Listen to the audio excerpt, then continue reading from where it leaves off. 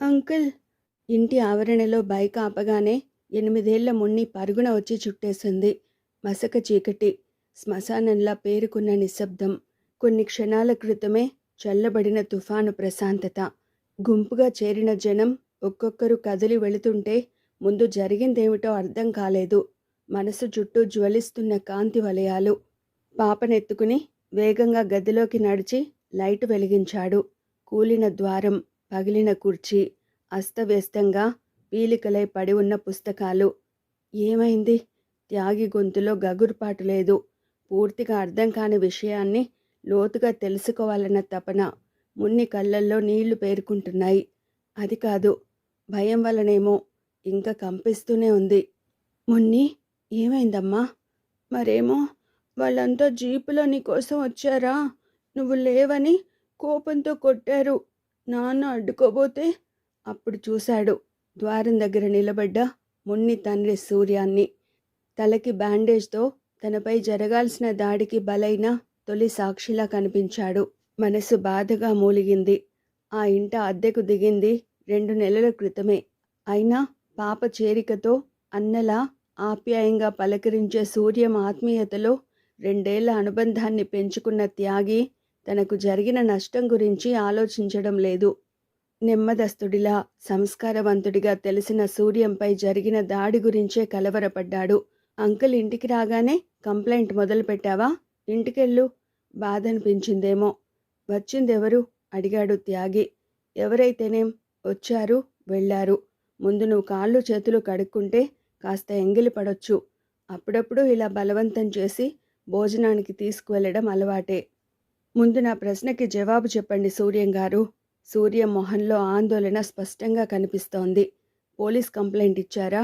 అడిగాడు త్యాగి మళ్ళీ. జరిగింది పెద్ద నష్టమేం కాదయ్యా త్యాగి, ఆ విషయం మర్చిపో. మున్నిని కిందికి దించిన త్యాగి పాపతో అన్నాడు చనువుగా. మీ డాడీతో మాట్లాడాలి. మంచి పాపంటే చెప్పగానే మమ్మీ దగ్గరికి వెళ్ళిపోవాలన్నమాట. మున్ని వెళ్ళిపోయింది మంచి పాపలాగే. అసలేం జరిగింది? నిశ్చలంగా అడిగాడు త్యాగి. ఏం జరిగితేనేం, ఆ విషయం మర్చిపోతాను సూర్యం గారు. ముందు నాకు వివరాలు కావాలి. నీ దశలే ఉడుకు రక్తం త్యాగి. తనకైన గాయానికి కాక త్యాగి తొందరపడతాడేమో అన్న అంతర్మథనంతో ఆందోళనగా అన్నాడు. ఇలాంటివి మామూలే. ఏదో కోపం వచ్చి ఉంటుంది. నీకోసం వచ్చారు. లేకపోయేసరికి ద్వారం పగలగొట్టి నీ గదిలోకి వెళ్ళబోయారు. నేను వారించపోతే నా మీద చేయి చేసుకోబోయారు కాదు, చేసుకున్నారు. మధ్యతరగతి రాజీ సూర్యం గొంతులో. వాళ్ళని ఆపేవాన్నే. మీ వదిన భయంతో నన్ను చుట్టేసేసరికి ఇల్లంతా చిందరవందర చేశారు. అయినా పెద్ద నష్టం జరగలేదనుకుంటాను. ఇక్కడ మనం ఆలోచించాల్సింది నష్టం విలువ కాదు సూర్యం గారు, అక్రమంగా ఇంటిలోకి ప్రవేశించడాన్ని, మిమ్మల్ని గాయపరచడాన్ని. నా గురించి పట్టించుకోకుండా ఎలా ఉండను? మీరు గాయపడింది నా గురించేగా. అది కాదయ్యా సూర్యం గారు, ఆవేశాన్ని నిగ్రహించుకుంటూ యథాలాపంగా అన్నాడు. ఓ అన్నలా మీరు నా కోసం ఆలోచిస్తున్నారని నేను జరిగింది చాలా మామూలు విషయంగా మర్చిపోయి ప్రత్యర్థుల కోసం గాలించకుండా, మరో ఆపదలోకి వెళ్లకుండా జాగ్రత్త పడాలని కోరుకుంటున్నారని ఊహించగలను. కానీ నేను బాధ్యత గల పౌరుణ్ణి మాత్రమే కాదు, ఊరుకుని ఆత్మద్రోహం చేసుకోలేనంటున్నది. మరింత కంగారు పడిపోయాడు సూర్యం. అది కాదు త్యాగి, వచ్చిన వాళ్ళు ఎంత బలవంతులో నువ్వు ఊహించలేవు. అలా ఆలోచించడానికి నేను బలహీనుణ్ణి కాను. నా మాట విను త్యాగి. ఇంచుమించుగా చేతులు పట్టుకుని ప్రాధేయపడుతున్నాడు సూర్యం. ప్రాణాలకు తెగించిన గూండాలతో పెట్టుకుని ఎంతకాలం క్షేమంగా బ్రతకగలవు? ఏ మనిషైనా బ్రతికేది ఎంతకాలం? టక్కున అడిగాడు త్యాగి. అసలు ఈ ప్రశ్న త్యాగి ఎందుకు అడిగాడో, ఇదే ప్రశ్న నుంచి ప్రపంచమంత పెద్ద జవాబుని ఎలా రాబట్టగలడో తెలియని సూర్యం అప్రతిభుడిలా చూస్తుండగానే అన్నాడు త్యాగి, గొంతులో ఉద్విగ్నతని నొక్కిపెడుతూ. నేను కర్మ సిద్ధాంతం గురించి మాట్లాడడం లేదు సూర్యం గారు. ఇలా బ్రతికే కన్నా బ్రతక్కపోతేనేమంటున్నాను. ఇలా బ్రతకడమే మనిషి లక్ష్యమైతే నిన్నటి విప్లవాలకి, ఉద్యమాలకి, చారిత్రక పరిణామాలకి అర్థం లేదంటున్నాను. మీ భాషలో చెప్పాలి అంటే సీత లేకపోతేనేమనుకుంటే రామరావణ యుద్ధం జరిగేది కాదు. బానిసలుగా బ్రతికితేనేమని నిన్నటి తరం అనుకుంటే స్వాతంత్ర సమరంలో ఆత్మ బలిదానాలు ఉండేవి కాదు. ఎలాగైనా బ్రతికితే చాలు అనుకుంటే ఇంత శాస్త్ర పురోగతి, సాంకేతిక విజ్ఞానం కోసం సమరం అవసరమయ్యేవి కావు. బ్రతకడం అంటే ఏదోలా చచ్చేదాకా ఉండడం కాదు, మనిషిగా బ్రతకడం. త్యాగి చెప్పింది కొంతే అర్థమైంది. అతడలా ఆలోచించడము కంగారు పెట్టింది.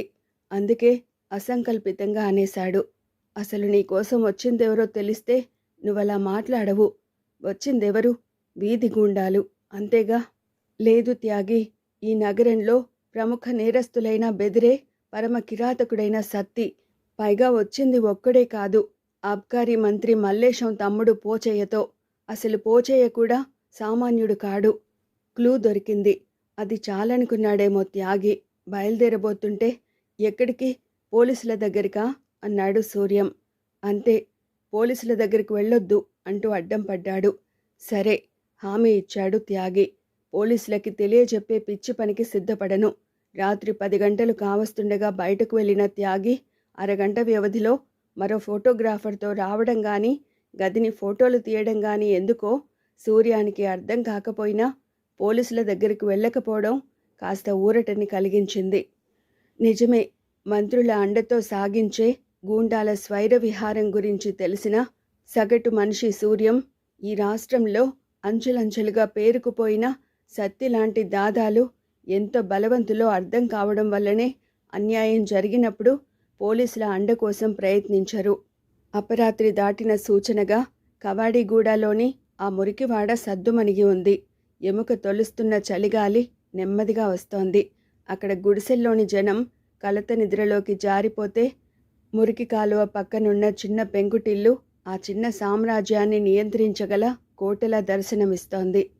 దఢాల్న మూసి ఉన్న తలుపు తెరుచుకుంది. ఉలిక్కిపడ్డాడు సత్తి. ఉక్రోషంతో మండిపడ్డాడు. సత్తి ఎవరు బే? జవాబు లేదు. చీరేయాలన్నంత కోపం వచ్చేసింది సత్తికి. తలుపు మూసిన త్యాగి ముందుకు కదిలాడు. నువ్వా? క్రీనీడలో నుంచి మసక వెలుతురులోకి వచ్చిన త్యాగిని చూసి చెంగున పైకి దూకాడు. నా ఇంటికి రావడానికి నీకెన్ని గుండెలు బే? సత్తి వాక్యం ఇంకా పూర్తి కానేలేదు. గూబ పగిలిపోయింది. సత్తి పాదం అంతే వేగంగా కదిలి త్యాగిని ఢీకొంది. పక్కకు జరిగిన త్యాగి పాదం నేలకి సమాంతరంగా లేచి ముందు గాలిని చీల్చింది. మరుక్షణం సత్తి గెడ్డాన్ని తాకింది. సన్నని మూలుగు. నిద్రపోతున్న కుక్కలు భౌమన్నాయి. వాడ మొత్తం మేల్కొంది. పిడిగుద్దుల చప్పుళ్ళు, నీరవతని భగ్నం చేసే క్రూర పదఘట్టనలు, కుక్క గొడుగుల విశ్వరూపాన్ని నేలమట్టం చేసే మారణాస్త్రంలా లిప్తకి విస్తరిస్తున్న అగ్ని తేజంలా త్యాగి విజృంభిస్తూ సత్తిని బయటకు ఈడ్చుకొచ్చాడు. సత్తి బలాఢ్యుడే, కాని త్యాగిని ఎదుర్కోలేకపోతున్నాడు. పోరాటం అంటే ప్రాణాలకు తెగించగలవాడే, కాని త్యాగి వేగం ముందు ప్రాణం కడగంటిపోతోంది. 10 మంది ఒకేసారి చుట్టుముట్టి పైబడినట్టు తిరుగులేని తన చరిత్రకి ఇలా విఘాతం ఏర్పడడం భరింపశక్యం కానట్టు ఇంకా శక్తిని కూడగట్టుకుంటున్నాడు. కాని ప్రయోజనం లేకపోయింది. సరిగ్గా 10 నిమిషాల కాలం. చీకటి రగిల్చిన అగ్నిజిహ్వల మౌన ప్రవాసం నుంచి నిద్రలేచి శృంఖలాన్ని విచ్ఛిన్నం చేస్తున్న వీరభద్రుడిలా కదిలి సత్తిని నేల కూల్చాడు. చావలేదు, కాని రక్తసిక్తమైన దేహంతో స్పృహ తప్పెట్టున్నాడు. త్యాగి నెమ్మదిగా అన్నాడు. ఇంతకాలం నీ చరిత్ర ఎంతైనా కాని నా మీద దాడి చేసి తొందరపడ్డావు సత్తి. మరోసారి ఇలాంటి ప్రయత్నానికి సిద్ధపడకు. వెళ్ళిపోయాడు త్యాగి అందరూ చూస్తుండగానే. నిజమే, ఓ కిరాతకుడిలా బ్రతికిన సత్తికిది దారుణమైన శిక్ష. 1/2 కిలోమీటర్ దూరంలో వచ్చిన ఓ పబ్లిక్ టెలిఫోన్ బూత్ దగ్గర ఆగాడు. ఇంకా చల్లారని ఉక్రోషం. ఫోన్ రింగ్ చేశాడు. మల్లేశమా? అవతల ఫోన్ రిసీవ్ చేసుకున్న ఆబ్కారీ శాఖ మంత్రి మల్లేషు అలర్ట్ అయిపోయాడు. నిద్రమత్తులో కూడా. అర్జెంటుగా ముఖ్యమంత్రి గారి పిఏ గాని ఫోన్ చేశాడేమో అనుకుంటూ, నేను గౌడ మల్లేశాన్ని మాట్లాడుతున్నా. నా పేరు త్యాగి. బోధపడింది ఎవరో. నువ్వా? అవును. ఈ టైంలో ఫోన్ చేసినావు? అవసరం పడింది మల్లేషు. నిజానికి సరాసరి నీ తమ్ముడి దగ్గరికి వెళ్ళి తోలు ఒలిచేవాన్నే, కానీ మూల పురుషుడివి. నీకే సరాసరి అల్టిమేటం ఇవ్వాలనిపించింది. దిమాక్ లేని మాటలు మానై. తను మంత్రినన్న విషయం గుర్తుకొచ్చి కాస్త రోషాన్ని ప్రకటించాడు. ఇటువంటి టైంలో మంత్రులక ఫోన్ కొట్టడం? కాస్త ప్రశాంతంగా విను మల్లేశం. నీ ప్రియమైన అనుచరుడు సత్తి చావు దెబ్బలు తిని తన ఇంటి ముందు పడి ఉన్నాడు. కొట్టింది నేనే. ఎందుకంటే నా ఇంటికి వచ్చి నేను లేనప్పుడు నానా రభస చేశాడు కాబట్టి. ఇలా కొట్టినందుకు పోలీసులకి ఫోన్ చేస్తానని హుంకరించకు. పోలీసుల దగ్గరికి వెడితే నువ్వు ముఖ్యమంత్రి ఆదేశంపై నా ఇంటిపై దాడి చేసిన విషయం బయటపడుతుంది. అలా పత్రికలో పోయి నీ శక్తి క్షీణించిపోతుంది. ఫోన్ క్రెడిల్ చేసిన మల్లేశంకి ఆ రాత్రి నిద్ర పట్టలేదు. ఇది నిజమా అనుకున్నాడు. సత్తి లాంటివాణ్ణి ఓ మామూలు వ్యక్తి చితక్కొట్టడమేమిటి అనుకుంటూ తెల్లవార్లు గడిపాడు. ఇలా గూండాలు తన్నులు తింటూ పోతే తనలాంటి వాళ్ళ భవితమేమిటి అనుకుంటూ తెల్లవారగానే సత్తికి కబురు పెట్టాడు. ఒళ్ళు మండిపోయింది. సగానికి పైగా బ్యాండేజీ చుట్టుకున్న సత్తిని చూడగానే ఏందిది? జరిగింది మంత్రిగారికి తెలియదనుకున్న సత్తి నిన్న సాయంకాలం జరగాల్సింది ఎంతవరకు వచ్చిందని అడుగుతాడనుకున్నాడు. ఆడి ఇంటికి జీప్లో పోయినాం. సెమ్డాలు ఊడగొట్టేటోని గాని ఆడు చుటాయించిండు. గంతే దర్వాజాలు గిట్ట బద్దలు చేసినాం. గంత మనకి నిన్నే తెలుసు. గిదేంది? సత్తి కొంచెం కంగారు పడినా ఓస్ ఇదా తేలిగ్గా నవ్వేశాడు. నిన్న జర్రంత మందు పోసుకుని ఇంటికి వస్తా ఉంటే లారీ టక్కరైనది. లారీ టక్కరైనాది. అవు. అందుకే ఈ దెబ్బలు తగిలినాయా? అవు. ఇజ్జత్ తీసినావు కదరా. షేర్నని చెప్పి బోరే ఇరుసుకు తిరిగేటోన్వి కదా. ఇంత మొనగాడివట్రా. లారీ టక్కరైనాది. నేను హౌలాగాన్ తీరుగు కొడుతున్నలే. కాందాన్ అంటే వంశవృక్షం మొత్తాన్ని దులిపేసేవాడే. కానీ హఠాత్తుగా సీఎం నుంచి ఫోన్ అన్నాడు పిఏ. ఒక్క అంగలో హాల్లోకి పరిగెత్తుకొచ్చిన మల్లేశం అమాంతం రిసీవర్ని అందుకుని అన్నా నేనే మాట్లాడుతున్నా అన్నాడు. నిశ్శబ్దం. అగో మాట్లాడవేందన్నా? అర్జెంటుగా ఇంటికి రా. ఫోన్ చేసిన పెద్ద మనిషి వెంటనే ఇంటికెందుకు రమ్మన్నాడో అర్థం కాలేదు. ఒకవేళ సత్తి తన్నులు తిన్న విషయం ముఖ్యమంత్రికి తెలిసిపోయిందేమో అని కూడా ఆందోళన పడుతూ ఎదురుగా నిలబడ్డ సత్తిపై విసుగ్గా అరిచాడు. గట్ల కట్టుకట్టు కూసోవడం కన్నా కాల్వలో పడి సావాలే. గల్లీలోకి ఇవి కట్టుకుని తిరగడానికి సిగ్గులేదా? ఆడంగి దానిలాగా ఇంట్లో కూసో. ఆఘమేఘాల మీద ముఖ్యమంత్రి గారింటికి వచ్చిన మల్లేశం రాజారాం నేత్రాల్ని చూడగానే బెంబేలు పడిపోయాడు. అన్నా బంటులాటోన్ని గట్ల కోపగించుకోక. నాతోనేదైనా తప్పైతే చెప్పు దెబ్బ కొట్టు. రాజారాం మాట్లాడలేదు. కొంపదీసి బర్తరఫ్ చేసే ప్రయత్నంలో ఉన్నాడేమో అనిపించి మరింత ఆందోళన ప్రకటించాడు. నువ్వు గట్ల చూస్తే భయమైతున్నదే. పరేషాన్ చేయక నా తప్పేమిటో చెప్పు. ఈరోజు పేపర్ చూసావా? తెప్పించగాని చదవడానికి నేను అన్పడిగాన్ని గదే. సినిమా బొమ్మలు చూసినా. ఇవాళ చిరంజీవి సినిమా రిలీజ్ అని పెద్ద బొమ్మ వేస్తే జర్రంత ఎక్కువసేపు చూసినా. తల పట్టుకున్నాడు ముఖ్యమంత్రి. చిరంజీవి బొమ్మ గంట సేపు చూడ్డం తప్పైతే చెవులు పట్టుకుంటా గాని గిట్ట నువ్వు తల పట్టుకుని మల్లేషు అరిచాడు రాజారాం. నేను అడుగుతున్నది ఈ బొమ్మ గురించి. చూపించాడు. అబ్జర్వర్ పత్రికలో త్యాగి పబ్లిష్ చేయించిన ఫోటోని. విరిగిన కుర్చీ, చిరిగిన కాగితాలు, చిందరవందరగా ఉన్న గది. అవు చూసినా. ఇదేమిటో తెలుసా? చదువుకుంటే మంచిగా తెలిసేదన్నా. చిన్నతనంలో మా అయ్యబి గదే చెప్పిండు గాని నేను జరంత నిర్లక్ష్యం చేసిన. సోది ఆపై కసురుకున్నాడు రాజారాం. ఇది త్యాగిగాడి గది. ఆ గదిలో నీ మనుషులు వెలగబెట్టిన నిర్వాకం. అసలు నేను చెప్పిందేమిటి, నువ్వు చేసిందేమిటి? వాడేం రాశాడో తెలుసా?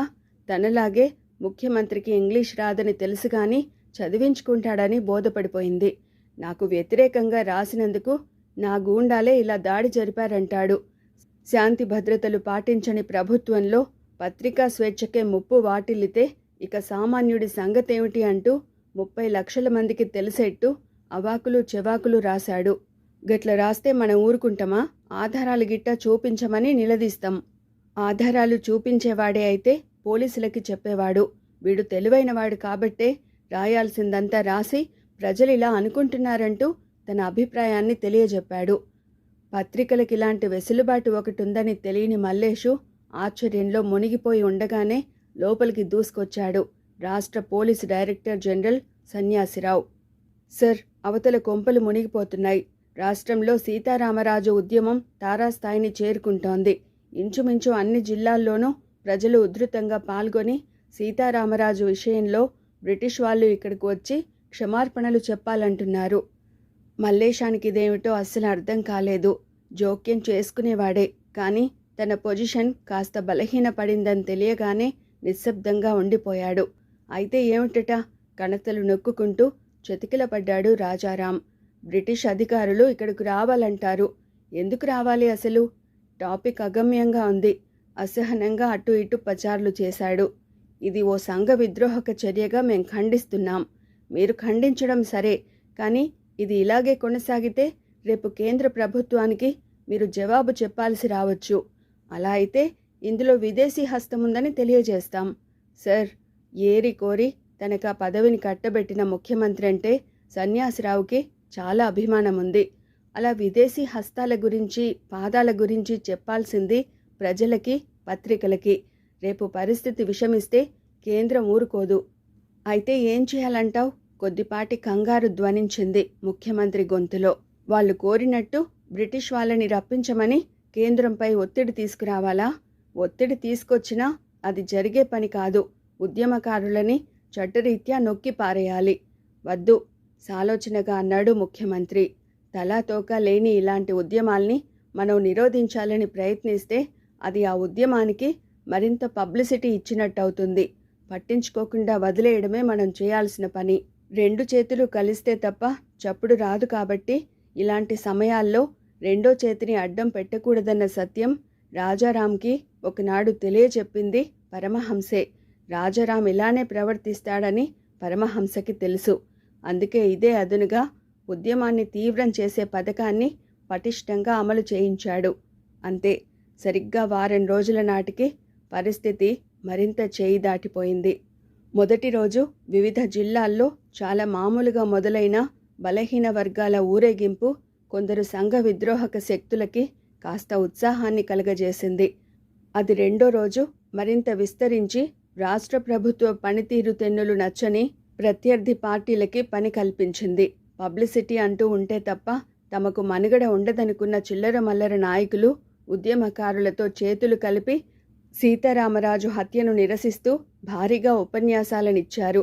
ఇలా జరగడాన్ని ముందే ఊహించిన పరమహంస వందల సంఖ్యలో ఆడియో క్యాసెట్స్ని రిలీజ్ చేయించాడు.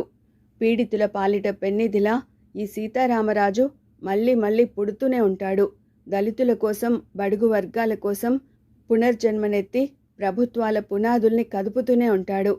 నా గుండెల్ని చీల్చే నీ తూటాల దమన నీతిని యుగాంతం దాకా ఎదుర్కొనేట్టు నా చివరి ఆక్రందనలు, నా బలహీన వర్గాల గొంతు నినాదాలుగా నేల చిమ్మిన నా రక్తపు బొట్టు కోటాను కోట్ల పీడితుల ఉద్యమాలకి స్ఫూర్తిలా రూపాంతరం చెంది నీలాంటి సామ్రాజ్యవాదుల గుండెల్లో శతఘ్నుల్లా ప్రతిధ్వనిస్తూనే ఉంటాయి.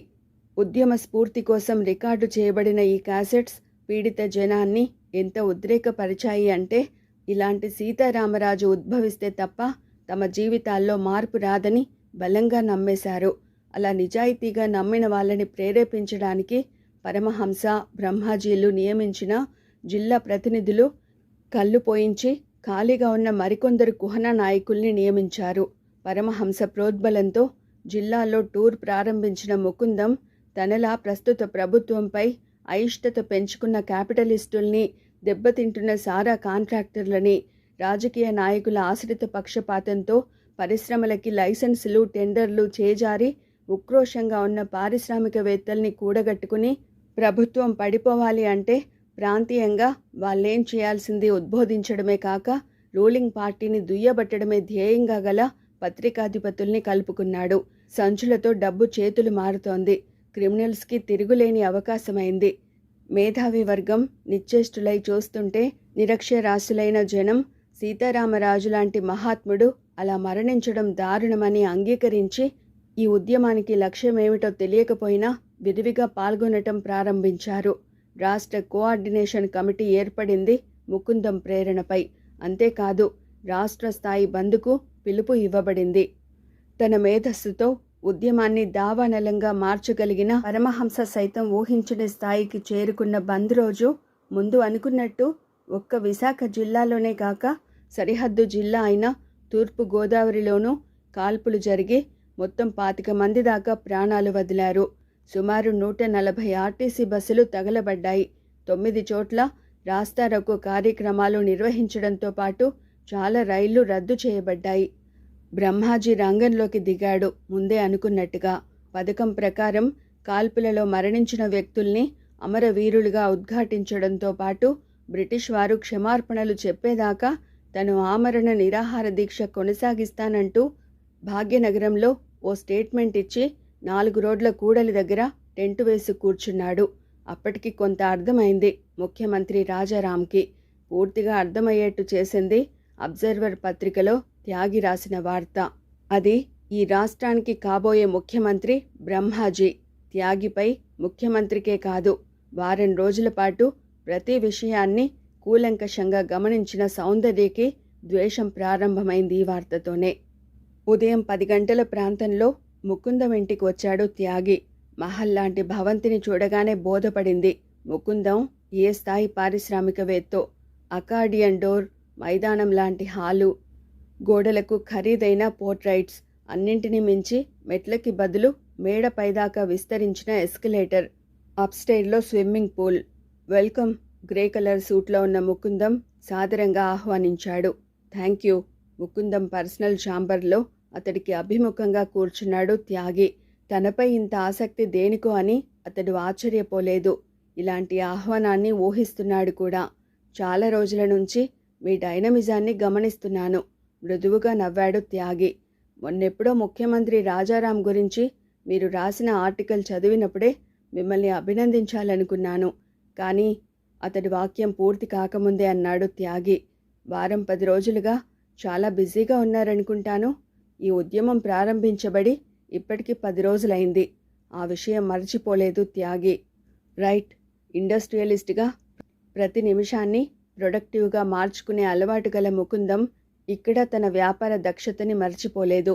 బ్రహ్మాజీ గురించి మీ ఫోర్కాస్ట్ నన్ను బాగా ఆకట్టుకుంది. జవాబు చెప్పలేదు త్యాగి. మీరేం పుచ్చుకుంటారో చెప్పలేదు. త్యాగిని ఇంకా ప్లీజ్ చేయాలనుకున్నాడు. సారీ. మృదువుగా నవ్వాడు. ఏది పుచ్చుకునే అలవాటు లేదు నాకు. సర్ప్రైజ్. కనీసం కూల్ డ్రింక్? No thanks. ఇక్కడ మీకే అవసరం ఉన్నా నేనున్నానని మర్చిపోకండి. ష్యూర్. చెప్పండి. విషయానికి వచ్చాడు ముకుందం. బ్రహ్మాజీపై అంత నమ్మకాన్ని ఎలా ప్రకటించారు? నమ్మకం బ్రహ్మాజీపై కాదు, మరి వెనుకనున్న వ్యక్తుల శక్తిపై, అంతకు మించి డబ్బు కోసం నైతికంగా పతనం కాగల నా చుట్టూ ఉన్న మనుషుల అవివేకంపై. నివ్వెరపోయాడు ముకుందం. అసలు త్యాగి అలా అన్నది జర్నలిస్టుగానో వ్యక్తిగా రియాక్ట్ అవుతూనో అర్థం కాలేదు. అంతకన్నా మరేదో తెలుసుకోవాలనుకుంటూ అడిగాడు. నాకు తెలిసి బ్రహ్మాజీ వెనుక ఏ శక్తి లేదు. లేకుంటే ఎన్ని సంవత్సరాలుగా మూలన పడి ఉన్న బ్రహ్మాజీలో ఇలాంటి కదలిక ఏర్పడే అవకాశం లేదు. ఎవరున్నారనుకుంటున్నారు? త్యాగి శక్తిపై ఇంకా నమ్మకం ఎక్కువ అవుతుంటే సంచలనాన్ని అదుమి పెట్టుకుంటూ అడిగాడు ముకుందం. మొహమాటం లేదు, చెప్పండి. ఈ రాష్ట్రం మాత్రమే కాదు, ఈ దేశం సైతం క్యాపిటలిస్టులుగా వ్యవహరించబడుతున్న మాఫియా చక్రవర్తుల కబంధ హస్తాలలో చిక్కుకుని ఉంది ముకుందం సాబ్. ఇక్కడ ఓట్లు కొనబడతాయి. ఆ ఓట్లను కొనడానికి డబ్బుని మాఫియా సిండికేట్స్ సరఫరా చేస్తుంటాయి. ప్రత్యక్షంగా పాలించేది ప్రజాప్రతినిధులే అయినా వారిని నిర్దేశించేది రాజ్యాంగ ప్రతుల్ని చేతుల్లో పట్టు కూర్చున్న డాన్స్గా చెలామణి అయ్యే వ్యక్తులు. కాబట్టే పార్టీ టికెట్స్ సైతం క్రిమినల్స్కే కేటాయించబడుతున్నాయి. అంటే చీకటి సామ్రాజ్య చక్రవర్తుల దగ్గర ఉండే అనుచరులు గద్దెపైకి పంపబడుతున్నారు. ఒక మామూలు గవర్నమెంట్ ఉద్యోగానికి పోలీస్ ఎంక్వైరీ అవసరమైన దేశంలో కనీసం 2-3 హత్యలు చేసినా లేక చేయించిన వ్యక్తులు, అలాంటి పోలీస్ రికార్డు ఉన్నవాళ్ళు ప్రజాప్రతినిధులైపోతున్నారు. కాబట్టి ఇప్పుడు అలాంటి బ్రహ్మాజీ వెనుక నేను చెప్పిన వ్యక్తులాంటి శక్తులు ఉండి ఉంటాయన్నది నా బలమైన నమ్మకం. త్యాగి విశ్లేషణకి కాస్త కంగారు పడి ముకుందం నెమ్మదిగా అన్నాడు. మరి ఇంత తెలిసి ఉండి బ్రహ్మాజీ లాంటి వాడి గురించి ఎందుకలా ఫోర్కాస్ట్ చేశారు? నేను చేయకపోయినా చివరికి జరిగేది అదే కాబట్టి. క్షణమాగాడు. అలా రాస్తే తప్ప అతడు వెనుకనున్న శక్తులెవరో తెలుసుకోవడం కష్టం కాబట్టి. సూటిగా చూడలేకపోయాడు ముకుందం. అసలు తన స్థాయి మనిషిని ఇంత నిబ్బరంగా అతడు ఢీకొనడాన్ని ఊహించలేకపోతున్నాడు. పొరపాటు పడ్డారు మిస్టర్ త్యాగి. నేను వట్టి సానుభూతిపరుణ్ణి మాత్రమే. ఉన్నవాడు సానుభూతి చూపించాల్సింది లేనివాడి మీద మిస్టర్ ముకుందం. మీరు ఇప్పుడు సానుభూతి చూపిస్తున్నది రేపు మీకు అండ అయ్యే ఛాన్స్ ఉన్నవాడి మీద. అంటే ప్రస్తుత ప్రభుత్వం మీరు శాసించగలిగేది కాదు. మీ కోట్లని బిలియన్లుగా మార్చే అవకాశం ఈ ప్రభుత్వం మీకు ఇవ్వడం లేదు. మీరు కోరినట్టు లిక్కర్ బ్యారన్గా మీరు ఎదగలేకపోతున్నారు. ఆ అవకాశం మీ ప్రత్యర్థి విమలానంద్ దక్కించుకున్నాడు. మీరు కోరుకున్న కొన్ని ఇండస్ట్రీలకు లైసెన్సులు మీ ప్రత్యర్థులకి దక్కాయి. నో, ముకుందం మొహంలో రంగులు మారాయి. నేను అందుకోసం ఇదంతా చేయడం లేదు. కేవలం ఒకనాడు ఈ జాతి కోసం ప్రాణాలొడ్డిన అల్లూరి సీతారామరాజు మీద మమకారంతో. Please stop it mister Mukundam. నన్ను బుజ్జగించడానికి ప్రయత్నించకండి. మీకో సమస్య కావాలి. అది సెంటిమెంటల్గా నిరక్షరాస్యులైన వ్యక్తుల్ని కదిలించాలి. దానికోసం ఒక పొట్టి శ్రీరాములనో లేక మరో ప్రకాశం పంతులనో ఎన్నుకునే అవకాశం ఉన్నా సీతారామరాజునే ఎన్నుకోవడానికి కారణం బ్రిటిష్ వారు ఈ దేశానికి వచ్చి క్షమార్పణలు చెప్పడం అసాధ్యమని మీకు తెలుసు కాబట్టి. నిజానికి ఉద్యమంలా పోరాడడానికి ఈ దేశంలో నిరుద్యోగ సమస్య, ఆకలి చావులు, అవినీతి, లంచగొండితనం, ఆశ్రిత పక్షపాతం, కులాల సమస్యలు చాలా ఉన్నాయి. అవి మీకు అక్కర్లేదు. అసలు మీరు కోరింది ప్రజల హితం కాదు, ఓ ఉద్యమం. ఆ ఉద్యమం ద్వారా ఇప్పటి ప్రభుత్వం కూలటం. ఆవేశంగానే లేచాడు ముకుందం. త్యాగిని ఇంటికి పిలిచింది చెప్పించుకోవడానికి కాదు, తమ ఉద్యమానికి అనుకూలంగా రాయమని చెప్పడానికి, అవసరమైతే అతన్ని కొనేయడానికి. మిస్టర్ త్యాగి, నిగ్రహంగానే అన్నాడు ముకుందం. ఉడుకు రక్తం. ఇక్కడి సమస్యలు మీకు అర్థం కావు. అసలు ప్రజలు ఎంత చైతన్యంతో సీతారామరాజు కోసం పోరాడుతున్నారో మీకు తెలీదు. చిన్న కరెక్షన్.